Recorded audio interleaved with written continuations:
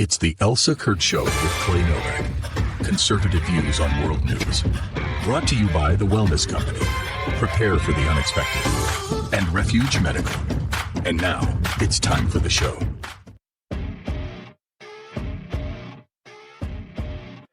Hey folks, Clay Novak here for the Elsa Kurt Show with Clay Novak. Elsa, lucky enough for her, in our first show of the season, got a bonus trip to Florida to see those beautiful grandbabies of hers. So she is down there and escaping this bitter cold that we both enjoy in the north. But we got a lot of stuff to talk about. First show of the season, and we will start right after this.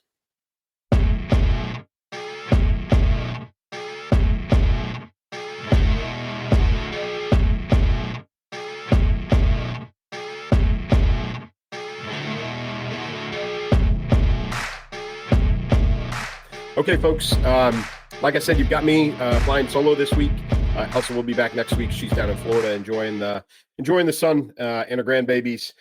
Just a few things off the top. Normally, we dive right into what is, on average, our biggest topic of the show. But I want to say a few things up front. One, Happy New Year to everybody. I hope you enjoyed Christmas and the New Year's holiday, and I hope everything is going well for all of you.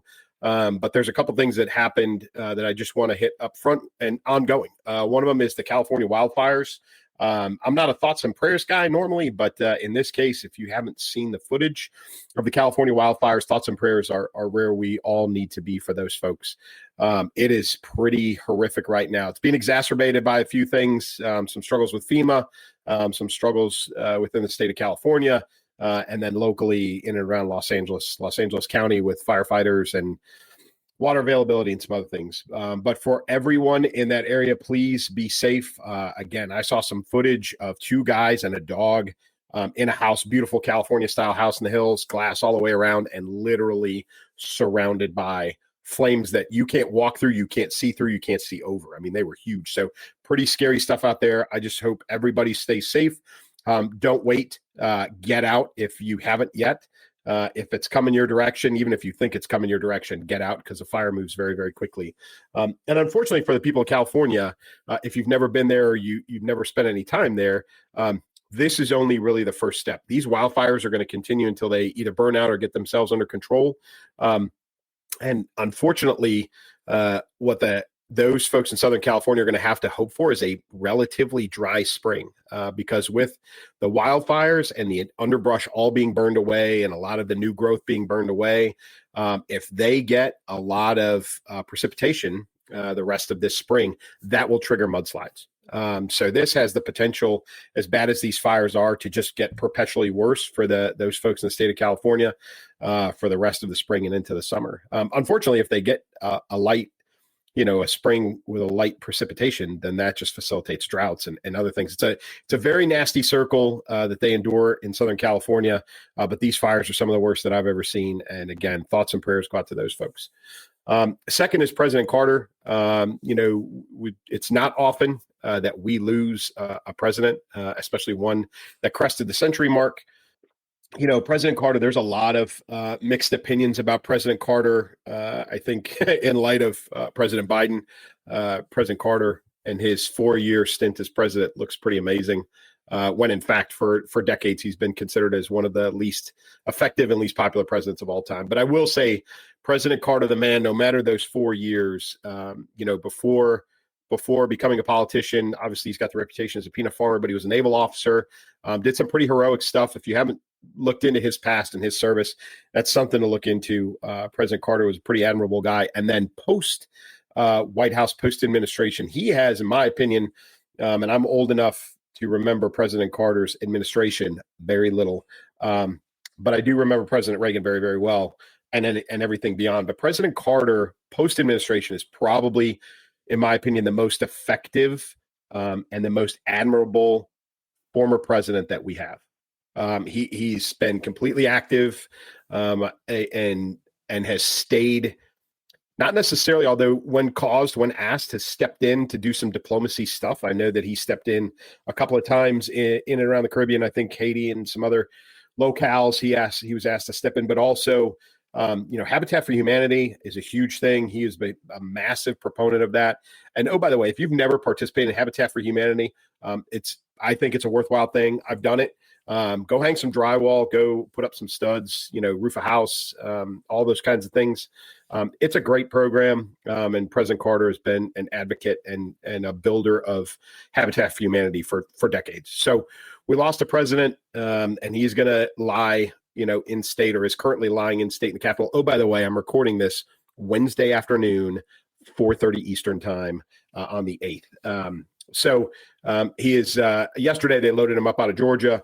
And we're taking him to Washington, D.C. I don't know if he has been put into lying in state in the rotunda yet.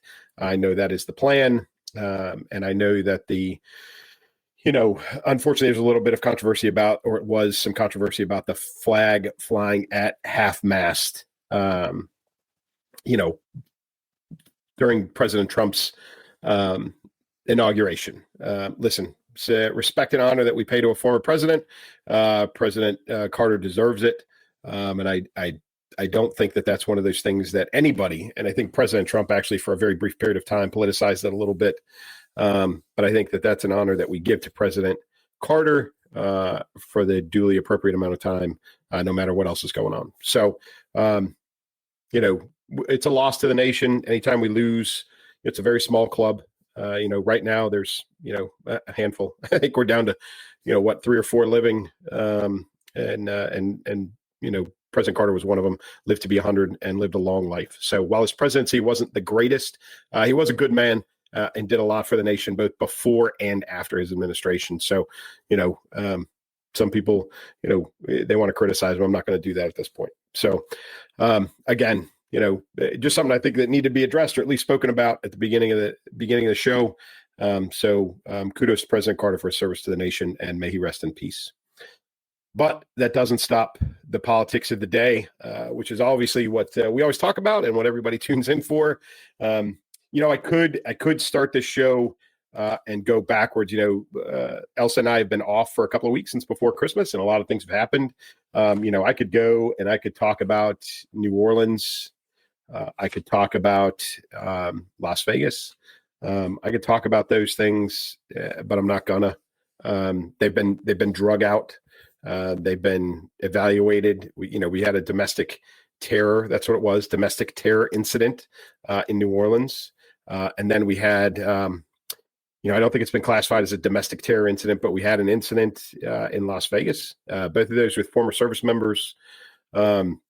New Orleans was obviously tragic. We lost over a dozen people. I think the final count was 15, or at least as it stands right now. And then obviously the only casualty in Las Vegas was Master Sergeant, I'm going to say his name wrong, Livensberger. It's a shame. I understand that there's some skepticism about why he did it, and potentially self-driving and when he killed himself and all kinds of things that, if you want to dig into that and you want to follow it, go ahead. I think that with both of these gentlemen, there's some significant mental health issues that need to be examined. Probably one so more than the other. I think obviously if you do either act like this, you have some mental health issues. But I think their motivations were very, very different. What I will say about New Orleans, though, was that, and I've heard some feelings with this. I've had some FBI agents, former FBI agents, who basically told me to shut up. I don't know what I'm talking about. Okay, fine. I mean, they can say that, but that's part of the problem. The performance by the special agent in charge, the SAC, was atrocious in the hours after New Orleans. It's not a terrorist event. Now it is a terrorist event. Oh, by the way, the FBI wouldn't have been there in the first place if it wasn't a terrorist event. It would have been handled by local law enforcement like it was in Las Vegas. But her performance is indicative, in my opinion, of the performance of the FBI over the last probably half a dozen years, at least 4 years for sure. But she, you take little indicators. I spent my entire military career in leadership positions, and she stood up in front of the camera, and a lot of people think that this isn't a big deal, but I'll tell you, she stood up there out of uniform. She had a nose piercing. It was a stud. I refer to it as a nose ring. Somebody got on my case about that, whatever. She had a nose piercing on camera. that is out of uniform for the FBI. Why does that matter? Because she's the special agent in charge. And why does that matter? Because she's supposed to follow regulations. That's how these things are done. Now, what does that indicate about her and her leadership climate?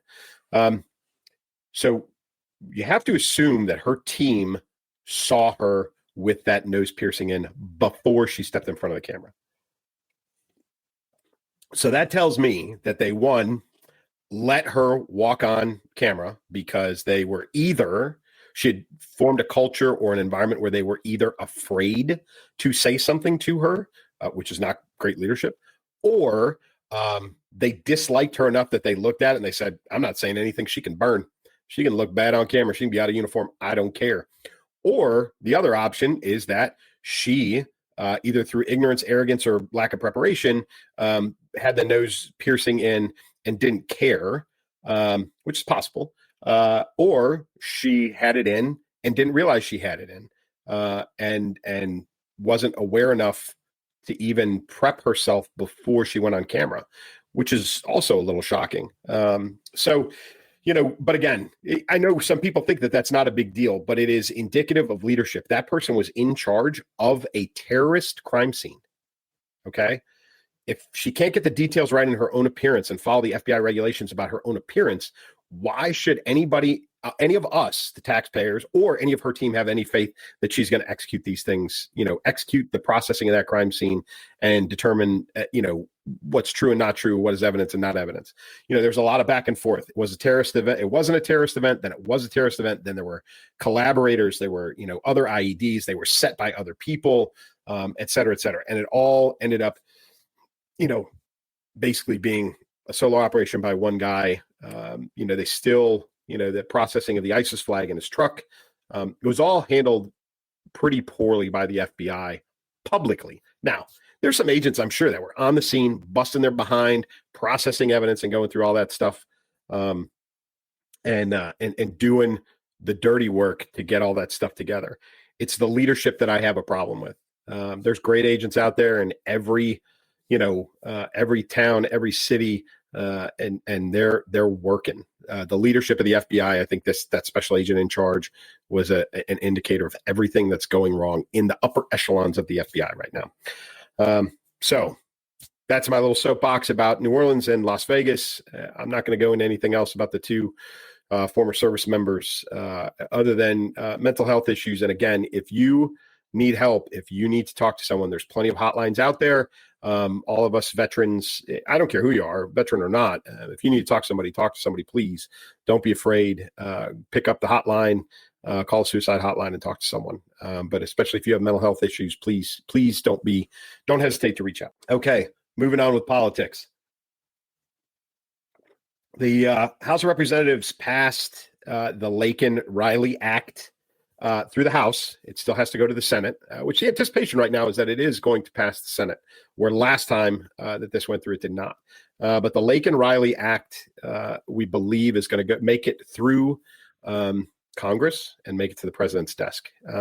So Lakin-Riley, just for a quick reminder, Lakin was the young university nursing student down in Augusta, Georgia, who went out for a jog one morning and was attacked and murdered by an illegal immigrant. Now, that illegal immigrant was in the United States illegally, was catch and release, right? So he got caught coming across the border, got released into the United States down around El Paso, Texas. He ended up in New York City with his brother, where they committed a couple of crimes there, and then got on a plane to Atlanta. Think about that for a minute. We've all been through security in an airport, right? So he's an illegal alien, which means he probably doesn't have appropriate ID, or maybe he does in the state of New York.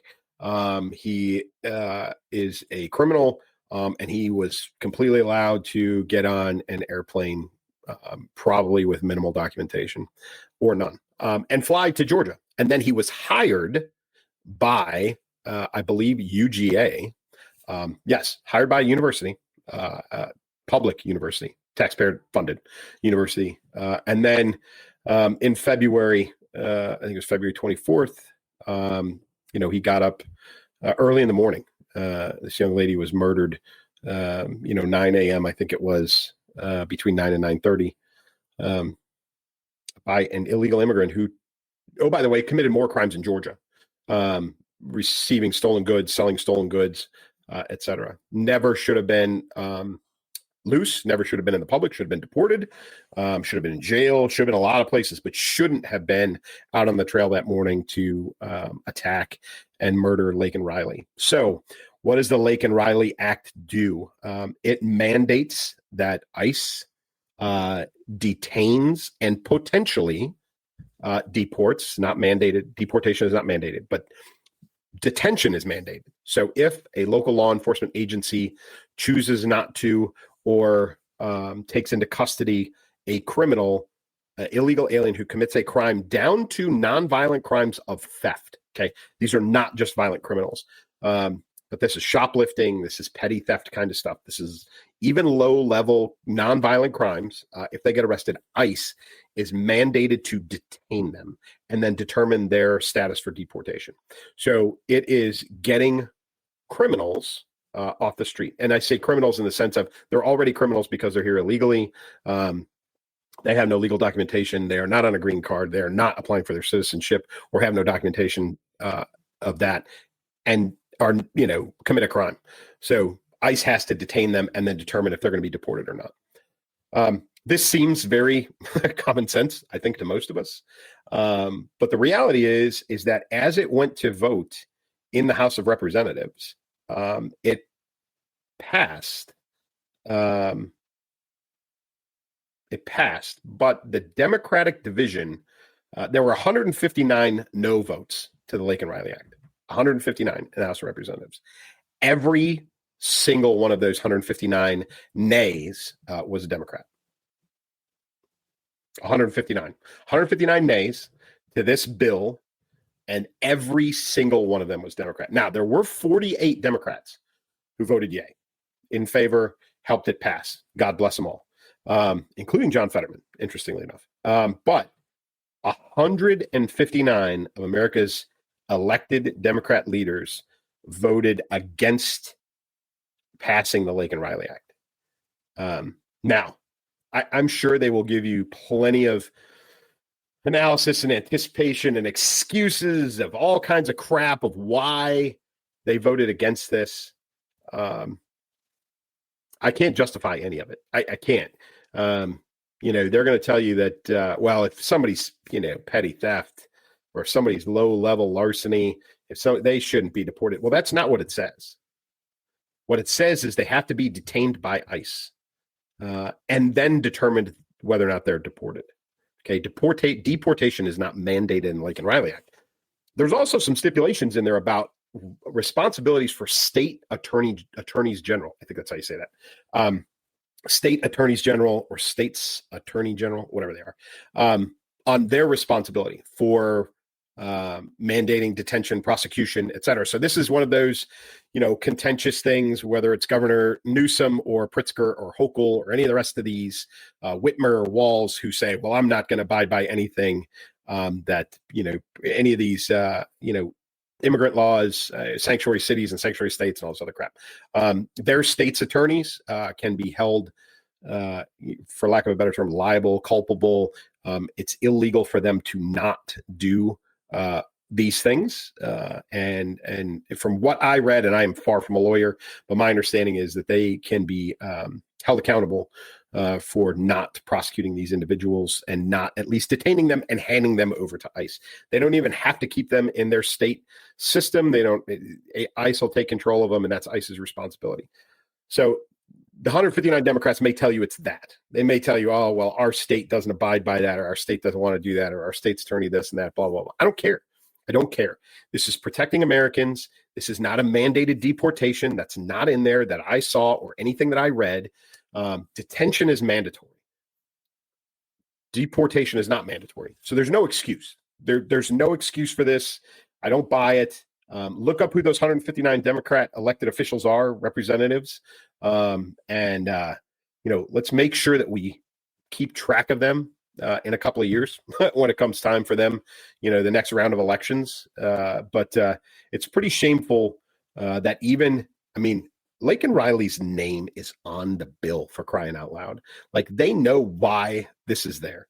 They know why this has been put on their desk. They know what the intent behind this is. They know what it's trying to prevent. It's trying to prevent repeating of what happened in February of 2024. And they voted against it. 159 elected officials, all with a D behind their name, all voted against this. Every Republican voted for, and 48 Democrats voted for. I think that says something. I think it continues to be indicative of why the Democrats lost every facet of the last election. I think that you can't deny that their ideology is skewed against protecting the average citizen. And I would say the average person, because there's a lot of crime that's going on, even immigrant to immigrant, illegal immigrant to illegal immigrant, or illegal immigrant to legal immigrant. There's no controlling these folks because they're not being detained, they're not being processed, and they're not being potentially deported if that's what's required. So 159 Democrats, look them up. If they're in your district, make sure they hear from you and let them know that you're not happy, because I don't think any of us should be happy with that. 159 of them. They can make whatever excuses they want. I don't buy it. But we got some presidential-ish politics going on, as always, right? So incoming President Trump, he loves to stir the pot. November 30th, Justin Trudeau made a visit down to Mar-a-Lago. You guys remember that? It was a big deal, right? Because there was this, Elsa and I talked about it, right? We were calling it the Trump effect. Everybody was coming to kiss the ring. We kept using that term. They were coming to kiss the ring. They were coming to kiss his ass is what they were doing. There's a lot of sucking up, and there's a lot of that still going on. But Justin Trudeau on the 30th of November met with President Trump. And then just Monday, just 2 days ago, he resigned as the Prime Minister of Canada. So the question is, now, if you remember, after November 30th, there was some pretty harsh joking going on from President Trump.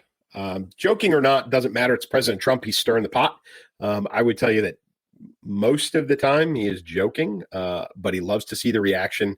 And when he gets the reaction he likes, he just keeps stirring the pot. And I think this is definitely one of those cases. He joked about annexing Canada and making it the 51st state because things have gone so horribly wrong under Trudeau in Canada over the last few years. And it's taken on a life of its own. There are some Canadians who are very much in favor of this. Even before Trudeau resigned, there's a lot of Canadians that were in favor of them becoming, I don't think it'd be the 51st state. I know that's kind of what everybody joked about. I'm sure that if there was an annexation of sorts or a joining of the United States and Canada, they would all become, all the provinces would become states or something like that. But regardless, if brought on, there's a lot of Canadians who are in favor of this. They know that their rights have been stripped away slowly but surely through the socialist mindset in government under Trudeau. They've lost essentially at this point all what we would refer to as Second Amendment rights. You're talking about a country with a culture of, survivalism, especially out west, hunting and those kinds of things. That's really in the fabric of Western Canada.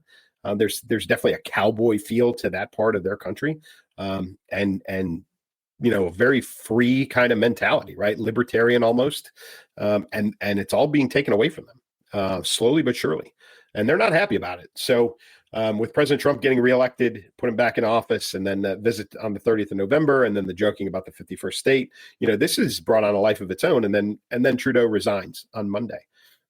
It just brings back the joke. And it's gaining some momentum again. I don't think, honestly, that President Trump has any intention of bringing on Canada, annexing Canada, bringing him on as part of the United States. I think he's just sitting by laughing as he's as the media are spinning over this. And at the same time, he's stirring the pot on a couple of other things. There's this thing about Greenland. So he talked about buying Greenland, which if you go back, I think all the way back to 2016, he was joking about Greenland, about bringing in Greenland because of their natural resources. Like that's a huge economic bolster to the United States because of what they have. Well, that it came back up again, and it's gaining some momentum, and to the point where there's some Greenlanders, I think that's what you call them. Greenland, by the way, is I think it's a territory of Denmark. And there's some Greenlanders that are running around in MAGA hats, who again are voicing their opinion to be, for the United States to buy, annex, take over whatever Greenland and make it part of the United States. Denmark has come out and said not just no, but hell no. But the pushback from the Greenlanders is that they want to get out from underneath, the Danish rule. For those of you that haven't spent any time in that part of Europe, Scandinavia is a very, very interesting place. I've spent not much time there, a couple of weeks. I will say a couple of things about Scandinavia in general. One, extremely clean. Like it is inside, outside, every place that I've been, extremely clean. Taxes are ridiculously high. And they justify it through socialized medicine, which is crap. And they'll tell you that their care is garbage. It is not great care, but they pay massive taxes for it, et cetera, et cetera. So there's a lot of Greenlanders that want to get out from under Denmark. They would love to become part of the United States, or at least be free. Denmark has said no. Donald Trump Jr. just got on a plane and flew there, and he's not meeting with anybody. He's just going up there to walk around, and he's stirring the pot. And that's what he likes to do. His dad likes to do it. And why are they doing it? Just because they can. And to watch the media and the public reaction, like, there's no intent to do this.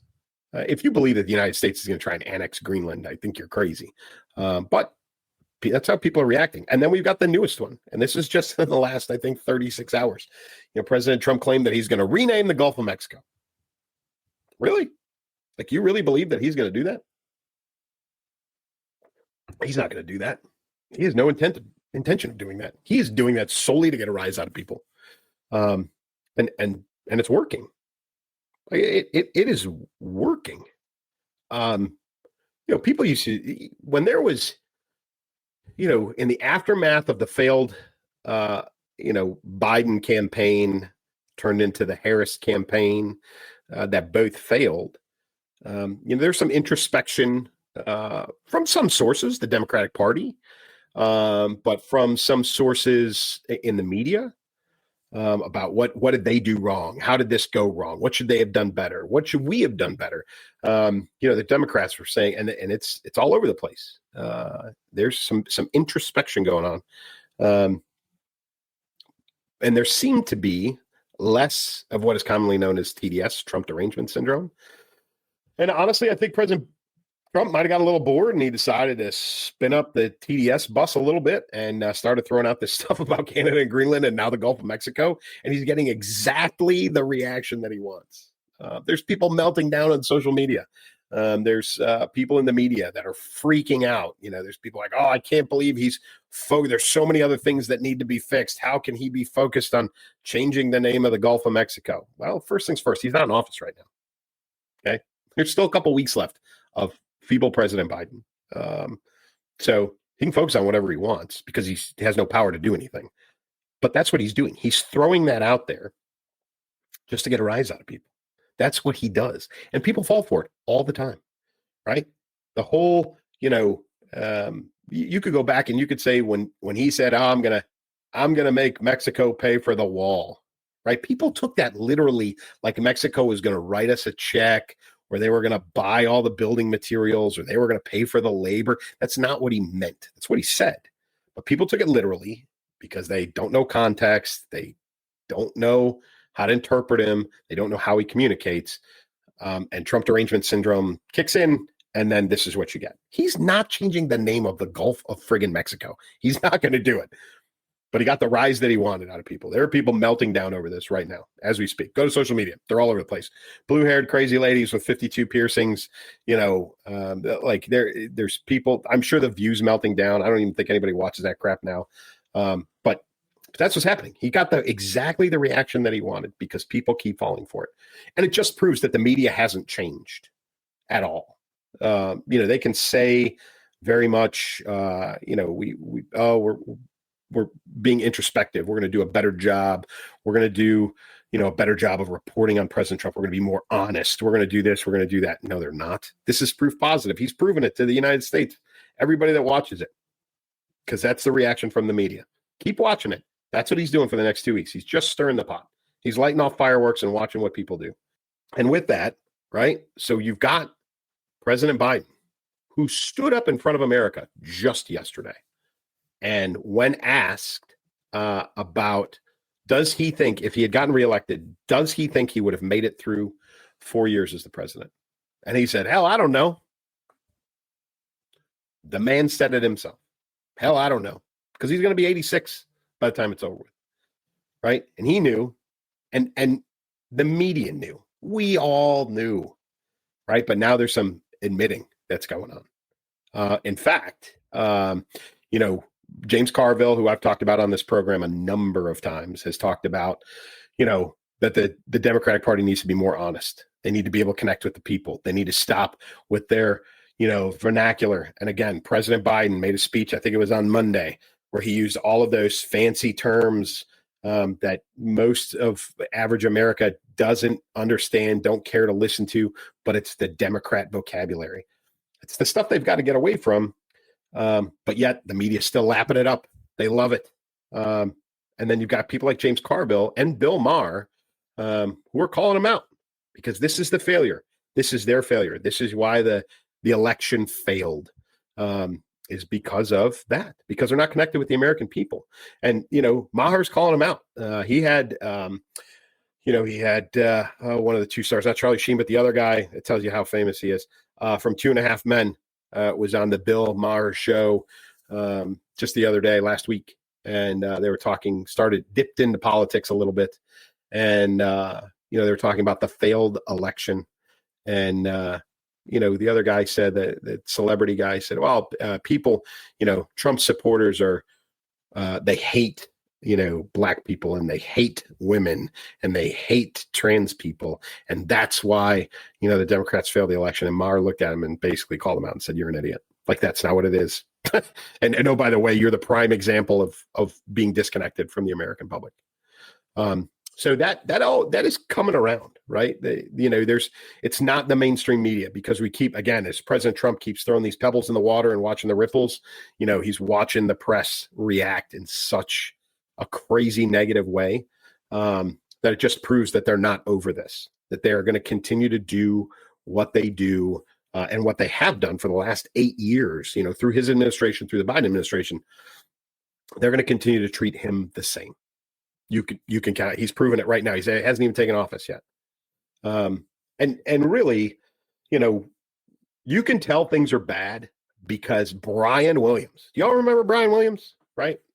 Nighttime newscaster who had a series of, I've been there, I was there, I got shot at, I was in Afghanistan, and my helicopter crash, all kinds of stuff. The guy he lies as much as President Biden lies.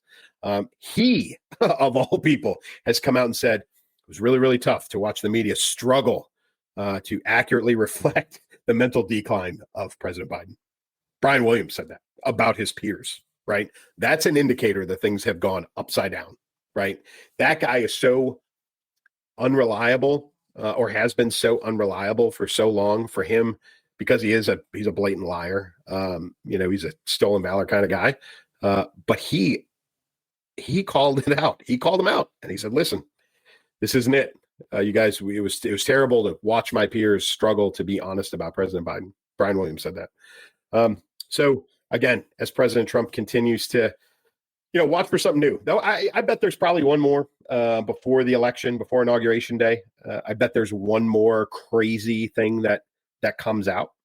It might not be. I know he's kind of going after President Biden about the California wildfires right now. I don't think that's it. I know that he's talking about banning wind power and building any more wind power. I don't think that's it either. But I think there's going to be one more thing. I think it'll be one more outlandish declaration from President Trump in the next 2 weeks before the inauguration. And all he's doing is trying to get a reaction, and he'll get the reaction that he's looking for. And again, it's just proving the fact that the media has been biased, is biased, will be biased, probably for his 4 years, next 4 years as the president. And nothing's changed. And listen, our media outlets as a whole, are suspect. We know that. And listen, I'm not blind. Fox is suspect too. They're biased, 100% biased. They do a better job of admitting that they're biased. Okay. But all of the networks have lost the editorial tag because that is the norm. And again, we've talked about this multiple times, but old Don Lemon was, and Rachel Maddow are two prime examples of people who were given the keys.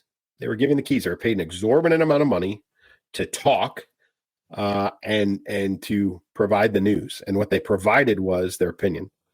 And that is what failed those outlets. CNN, MSNBC, that's what's killing it.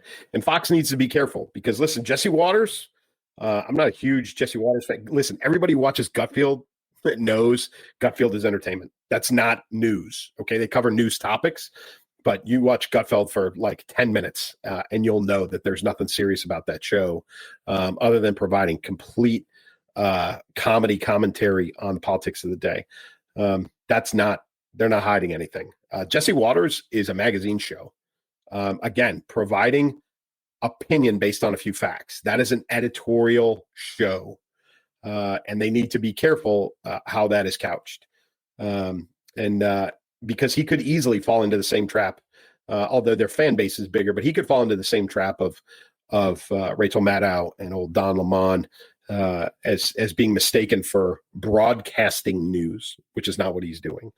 He is broadcasting his opinion. And I'm not a Jesse Waters fan particularly. He does come up with some good stuff on occasion. But I'm not a fan of what he normally produces because he does kind of put himself out there as, hey, what I'm stating is fact. Elsa and I have said this a number of times. We're pundits. We are not newscasters. We are doing exactly what I'm talking about, which is we are talking about topics of the day and providing our opinion. That's what we do. Okay. Whether you agree with us or not, I encourage you to form your own opinion. But unfortunately, we have a lot of people on both sides of the aisle, both parties and both extremes who are spoon-fed. They don't do any analysis of their own. And that's how we end up where we are. President Trump's going to continue to chum the waters a little bit, see what kind of a reaction he can get out of all the folks out there. And I can promise you that before Inauguration Day in a couple of weeks, he will come up with something else completely outlandish. And so speaking of the inauguration, there's a number of folks out there who have given a ridiculous amount of money for the inauguration, and it's coming from weird places. Zuckerberg, do we know what this guy's up to? I don't trust him. He's a skinny little dude, and I don't trust him as far as I can throw him. But he has all of a sudden flipped. I'm sure all of you are watching this. He's flipped. He gave $1 million to the Trump inauguration. He is flipping over everything in Meta, specifically Facebook, getting rid of the fact checkers. Who's been suspended? I never have, actually, which is even surprising to me. Who's been suspended from Facebook, right? For violation of community standards, for and that it was the big umbrella. They could basically suspend you for anything. But there were a lot of people that got suspended from Facebook for being fact checked, and oh, by the way, erroneously, because the fact checkers were opinionated and they weren't checking facts; they were checking beliefs. And they were suspending people. So they've gotten rid of, supposedly Meta's gotten rid of fact checkers. And if you haven't been on any of the Meta platforms, Facebook, Instagram, et cetera, lately, people are testing the system. I've seen straight up attacks on Zuckerberg. I've seen some straight up postings about the validity of COVID, which would have gotten you suspended, drop of a hat, not all that long ago. But COVID shots, the vaccines, calling out that crap. Violations of what was community standards not all that long ago, and what would have been fact checked. And people are testing the system because of what Zuckerberg said. I am highly skeptical. Listen, I understand, Zuckerberg is not a type A male. There's nothing type A about that guy. He's smart. I know there's some speculation of whether or not he's on the autism spectrum. I don't know. Never met the guy. Never seen a medical diagnosis. Maybe he is. I don't know. But what he's not is a strong personality in the sense of, being able to stand up and defend what he's doing or what he's done. I know when he testified in front of Congress and he was sitting on a pillow, it didn't go well for him. But he's turned around and he is kissing President Trump's ass. Like Facebook is going straight up MAGA, which is really, really crazy. But the $1 million to the Trump inauguration, the banning or getting rid of the fact checkers, and then they're using whatever it is that X uses. I don't remember the name of community monitors or something like that. I don't know, which Elon says works. I don't know. But Zuckerberg's changing his tune. My speculation is that he is or will either bail himself out, dump out of Meta, sell it completely, get out of it within the next 18 months, or he's stuck. And he's stuck in Meta forever. And he's just going to bend with the breeze and he's going to go, whatever direction whoever's in office. Maybe he's just going to tolerate this for 2 years and then hope that Congress flips over and then he can just go back to being the weak, spineless little, spy for the feds that he is. So we'll see what happens with him. But again, I don't trust him. But it's sideways. He's doing it. There's some other folks. Bezos, I think, gave $1 million. They're all kissing the ring. They're all kissing President Trump's ass. We're going to see some changes on some stuff immediately. But that one, I'm very weary for all of you out there, for all of us out there that use the Meta platforms. I don't know how this is going to go. I wouldn't make any drastic changes to what you're doing on Meta because we just can't see all the things that Zuckerberg's doing. So take that for what it's worth. Hey, just one more topic. I wrote a blog today about. I read an article about Jennifer Say. If you don't know who Jennifer Say is, she used to be the CEO of Levi's.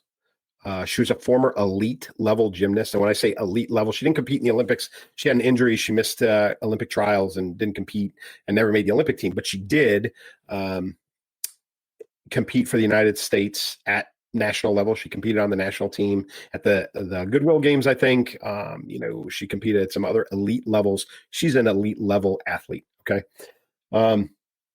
She is not happy with, or wasn't happy even when she worked at Levi's, which she no longer works at Levi's, about the direction of the discussion or the direction of the transgender women or transgender athletes competing against women.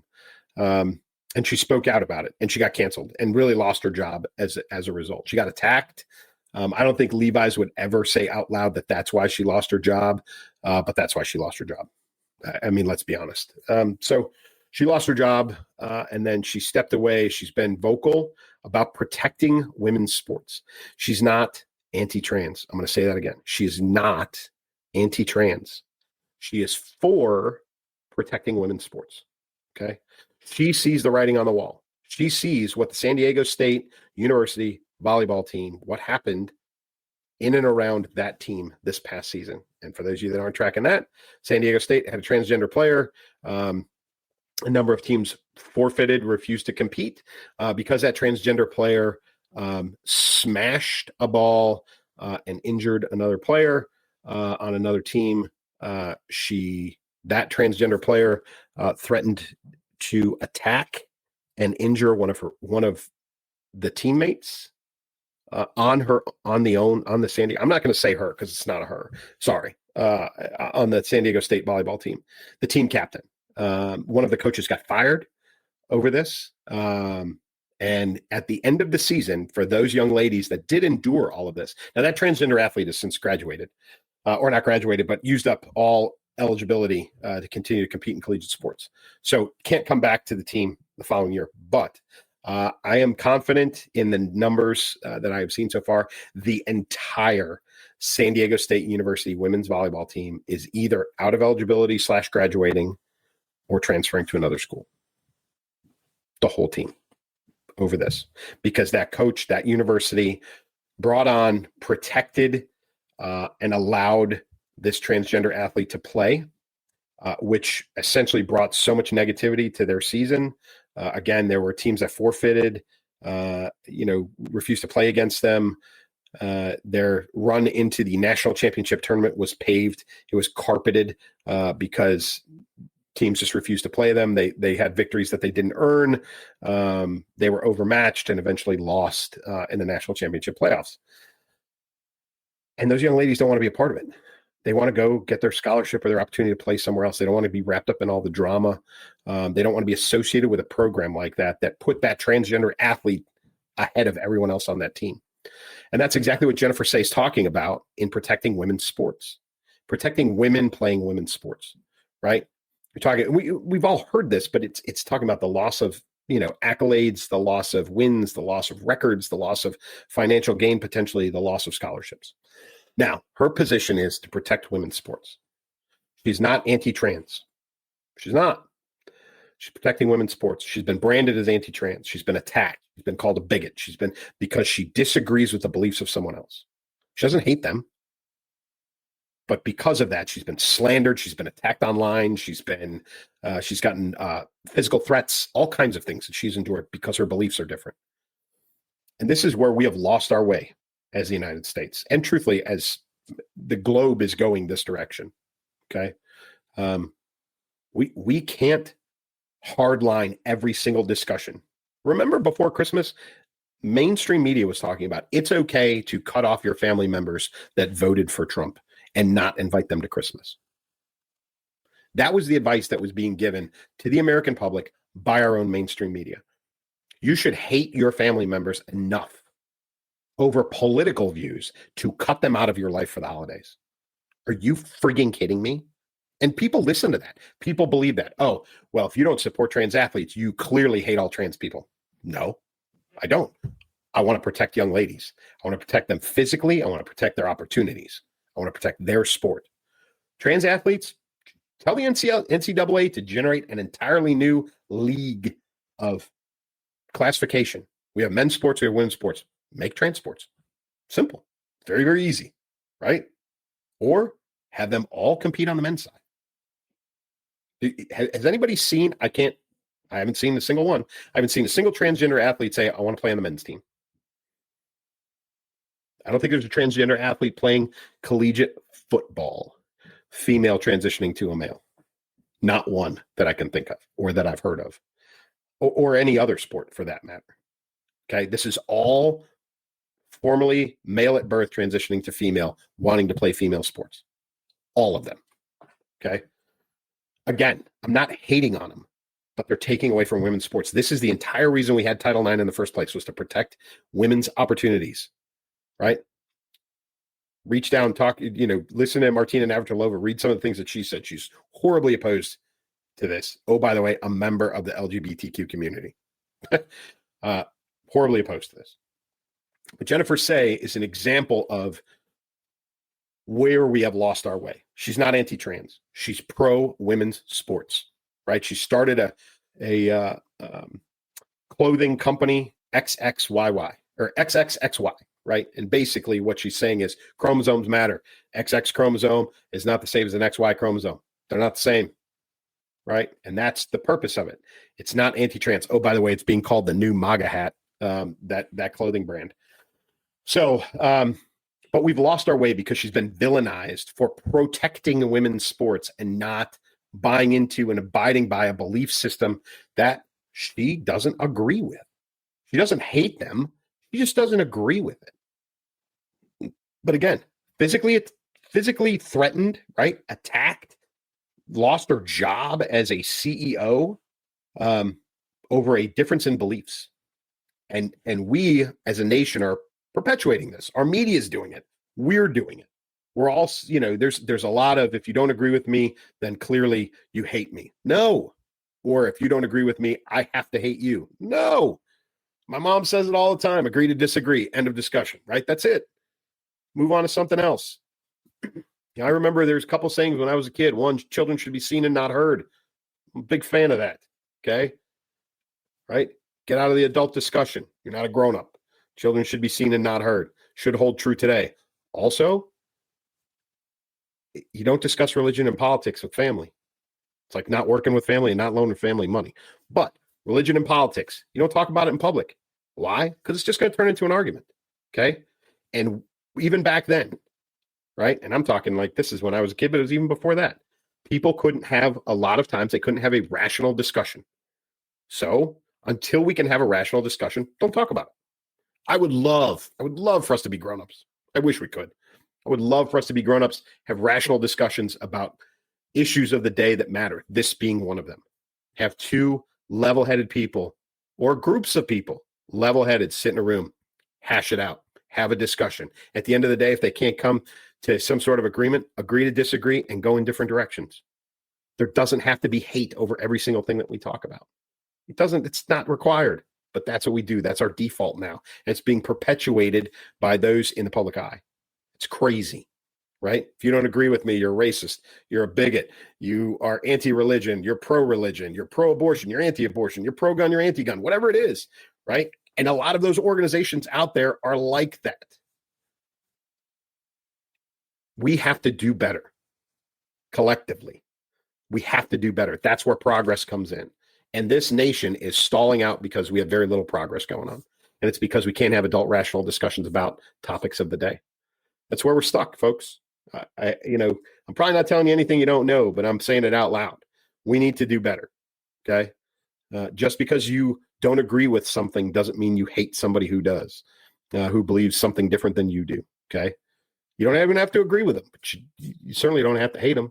Right. And you don't have to believe that somebody hates you because they don't agree with you. You can have discussion and disagreement, civil disagreement, and move on. It's okay. So listen, folks, Elsa is going to be back next week. You don't have to sit and listen to me run my head for an hour. And we welcome her back.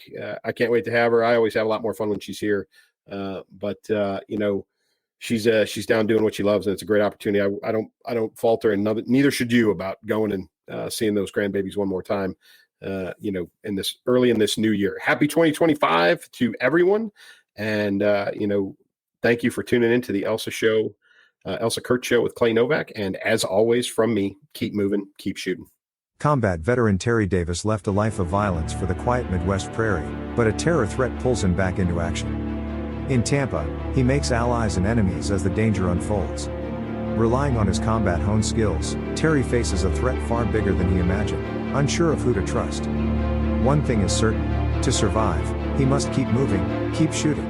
Beat the winter blues with the Elsa Kurt collection. The holidays are over, and the cozy lights have faded. Now it's just you and those winter blues. But guess what? There's no better time to treat yourself to something joyful and comforting. Snuggle up under a warm blanket and dive into a new story. The Elsa Kurt collection has books to whisk you away, one page at a time. Stay stylish while keeping warm. Discover comfy statement wear in the collection that will wrap you in both comfort and confidence. Brighten your season and explore curated Amazon lists made just for you. Head to the Elsa Kurt collection now. Your cozy escape awaits.